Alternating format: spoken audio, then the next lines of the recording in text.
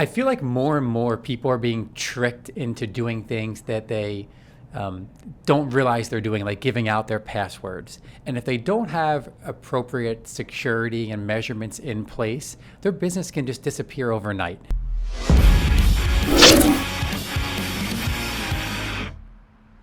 Hey everybody, welcome to the Den. CJ Bachman here. Today I am joined with Scott Fcasni. Scott is the president of SHOCK I.T support. Welcome to the Den, Scott. Thank you. Thanks for having me, CJ. Absolutely. Now, you are no stranger to being on our show or kind of coming in and talking about things. One SEO has the privilege of working on the videos for SHOCK as well.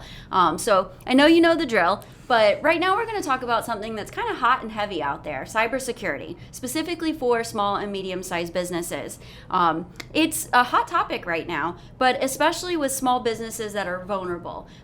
So before we get into that, let's kind of tell people a little bit more about you and SHOCK and what you guys do, and then we'll kind of go right into the cybersecurity aspect. For sure, and I feel like businesses are always vulnerable, so that will be a never-ending topic. SHOCK I.T is right in Bristol, PA, and we provide IT support for small, medium-sized businesses around the region. I started this company back in 2001, and we've grown it ever since, and now we became SHOCK I.T. Same great company, same great employees, just a new name. And it's been our new name now for 3 years, I think? Yeah, absolutely. God, I talk about it like it's just our new name, but we've had it forever. So. You know what, though? And just so that people know, you have been in this business since you were a kid, right? As a high school student, I think you were part of, going out and visiting clients and kind of starting something on your own, right? One of our clients that we still have today, I actually had my mom drive me after school and drop me off at their office just so that I can fix their computers. So after school, they would wait, save all their computer problems to the day I didn't have after school activities, drop me off there at 3:30, whatever time it was, pick me up at 6 or 7, and I would just take care of all their computer issues after school. And the interesting part about it is none of my friends knew I had a business on the side when I was a sophomore and junior in high school. It's just something I did. You didn't say anything to me either. I actually found out through the client that you're mentioning. They talked about how long they knew you and all of that. So that's really awesome. And that has to help with running your business and your employees kind of understanding that you know exactly what you're doing and why the company was built and the purpose. So that's really awesome. For sure. So let's get right into it. Let's talk about this hot topic of cybersecurity and the vulnerability that so many businesses face. Why is it so important for businesses to have this type of security? I feel like more and more people are being tricked into doing things that they don't realize they're doing, like giving out their passwords. And if they don't have appropriate security and measurements in place, their business can just disappear overnight. For example, we have clients call us all the time where their email was compromised, and their email gets compromised because they're tricked into giving out their password. And what does that cause? A lot more than just somebody reading your email. They actually jump into your email and might send wire transfer notifications to the wrong company. So you think you're wiring $50,000 to a client, you're really wiring $100,000 to some hacker in, I don't know, whatever country it is. I don't want to speculate as to what country it's going to. Right. So you can't get that money back. The FBI can't help you. The bank can't help you. There's nothing you can do. And it happens all the time. So if you don't have appropriate security, you can lose your files, you can lose money, you can lose your business, you can lose your employees because the employees' information might get stolen. And if somebody goes onto your server and steals the salary information for all of your employees, it's pretty valuable information that recruiters might want to utilize to steal them from you. And plus, does an employee really want to work with you if they know that their information was stolen? Absolutely. So it's more important than just saying, put some antivirus on your computer because you might get a virus, we might have to wipe your computer clean and redo it. You can actually lose your company, lose hundreds of thousands of dollars. In one case, I know a company very local to here that wired $2 million to the wrong account and never got their money back. Wow. And that is life-changing money. That can actually take a business completely off the map.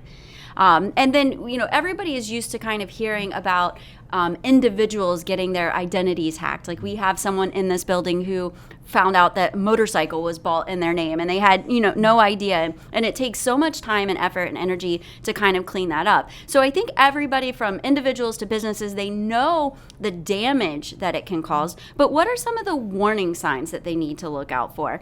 Things that they can actually, do on a regular basis to either help prevent or kind of know those indicators of, hey, this isn't right, this isn't normal. Yeah, for an individual person, I think some of the best things you can do is make sure you have some sort of credit monitoring.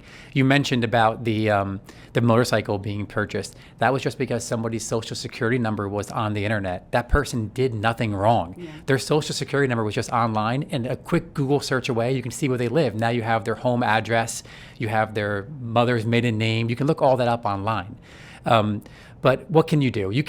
I think you should have credit monitoring to make sure no one's trying to apply for credit. Lock your credit out. There's 3 bureaus out there. Lock all 3.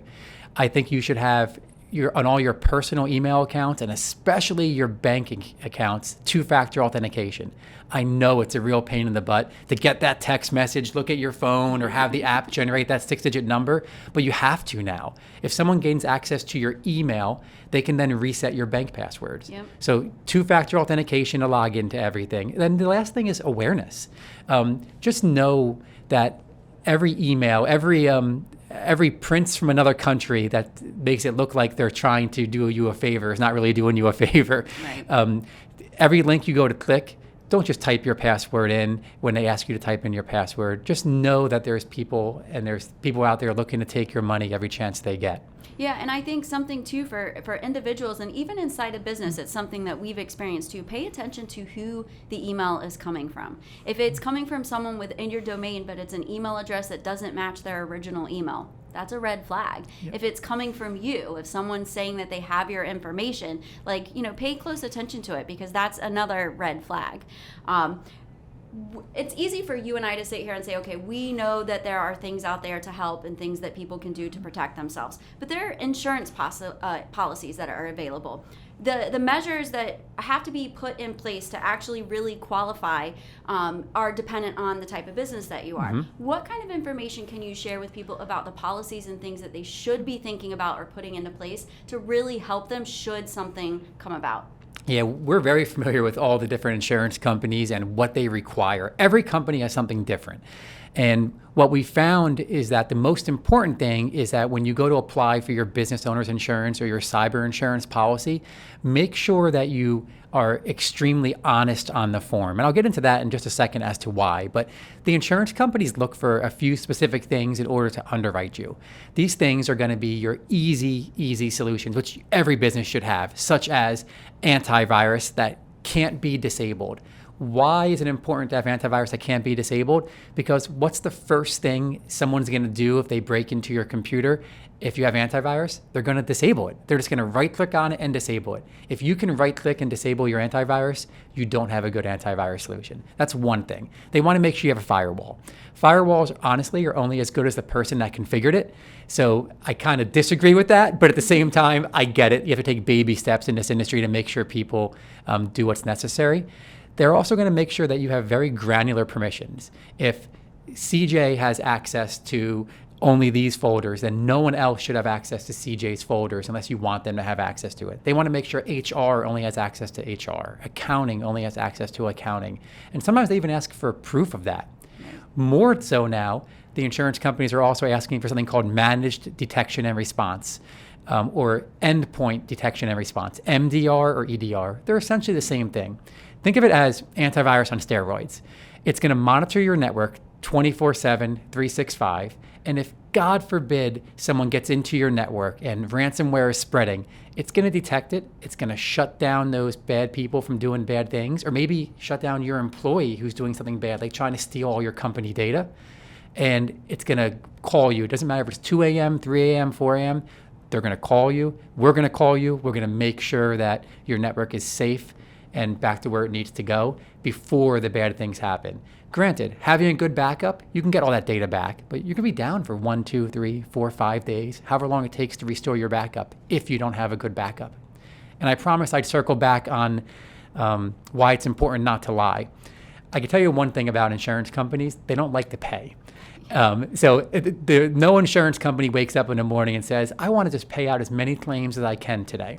So it's up to you as the business owner or whoever is filling out your form to make sure that when you fill out that form, you're honest. If you check off the box that says, I have a firewall, I have managed detection and response, and then you do end up getting compromised, they come back and they do that audit, because at that point, you're starting to charge them, you're costing the insurance company tens of thousands of dollars. Mm-hmm. They're going to check. And in some cases, I've seen that they've paid for all the expenses, then came back a year later and want all that money back with interest. Yeah. They're not messing around. On those forms, just make sure you fill them out legit. We do it for our clients. We verify all those forms. Your IT company should do the same. If you don't have an IT company, find one like us or SHOCK IT ourselves to actually review those forms for you. Well, let's actually, since you're kind of talking about that, there may be businesses out there that don't have a managed IT company that, now that they're listening to you and they're kind of talking about these things, they're like, I don't have time. I want to make sure that I'm secure. What all can SHOCK do for their clients? Yep. SHOCK is more or less just an extension of your own company. When you have an IT problem, you pick up the phone, you give us a call. It could be something as simple as, I don't know how to create something in Microsoft Word, all the way down to, I need to give my employees access to files and share them. I'm having printer problems. I feel like every day we do 100 printer tickets for all of our customers. Printers are the vein of every IT company's existence. But we work as a leg or a department inside of your company, and just make sure that you have smooth operations with IT. And one of the more important roles we have is making sure that your data is safe and securely backed up. I mentioned a little bit earlier about the importance of being able to get your data back quickly in the event that it fails, and not spending 1, 2, 3, 4, 5, 6 days getting it back. That's called business continuity. What we do for our clients is we make sure that if their server crashes on Monday at 6 p.m., we have the ability to make sure they're back up and running as early as 8 p.m., 2 hours later. If you use some of the more budget-friendly backup solutions, your data's safe. It's there, but it just takes forever to get it back up and running. Which can halt business, for over a week sometimes. Yeah, absolutely. Yep.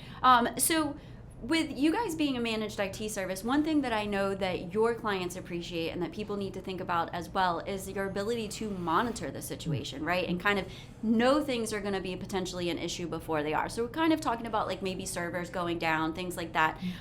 So that's something people need to keep an eye out for as well, is being able to have a company that is looking out for them when nothing is going wrong, so that they can be more proactive versus reactive in the case that something does happen to fail. Yep, and in some cases, these alerts and the monitoring that we do are very simple alerts. Like if you have on your server or computer a drive that's starting to show indications that it's failing, it's going to tell us, or it's going to write an entry into the log that we can see before it tells you. Right. You're not going to know until your data's gone or your computer won't turn on, right. But we're going to know that ahead of time. Or if your internet goes out, by the time you realize that it's not just you and the whole company has no internet, we have already been alerted, and chances are we're already picking up the phone, calling Verizon for you, calling Comcast for you, trying to find out when it's going to get restored. Now, we can't get up on a pole and fix it, but, right. but we are there to answer the phone and let you know it's going to be 2 hours, 4 hours. You can then decide, do I want to send people home? Do I want to keep them there? Yeah. And our alerts also will alert us if people are doing things they shouldn't be doing on a network. Maybe assigning out permissions to some people that shouldn't have access to certain files. Yeah, and like you said, just an extension of that company. So it's great to have, it's like having an IT person sitting in your building, someone that is truly monitoring and caring about what's going on. Let's get into the final roar. And what I would like to do is I would like for you to really tell, just kind of sum up everything that we've talked about. What are the biggest steps that small businesses need to take to ensure that their data is safe? Yep. I think one of the biggest steps is to make sure that your employees are educated on ways they can protect themselves and their own personal passwords. Because let's face it, if their password for their personal email, their personal bank account is Rufus123, chances are their work password is Rufus123. So if you educate your employees on good cybersecurity practices, making sure you use two-factor authentication, making sure you change your password often. Sorry, everyone, I know you hate doing it. They're going to apply those same practices in the office, which means you're going to have better protection. So the first step is to make sure your employees are educated. Next is make sure you have that monitoring, those antivirus software, those alerts, so you stay ahead of the curve. Before problems really cause an impact to your business, you want to be able to stop those problems before they start. And I think the last thing is make sure you have multiple copies of your data, not just stored securely in the cloud, but stored somewhere where you can get it back very, very quickly.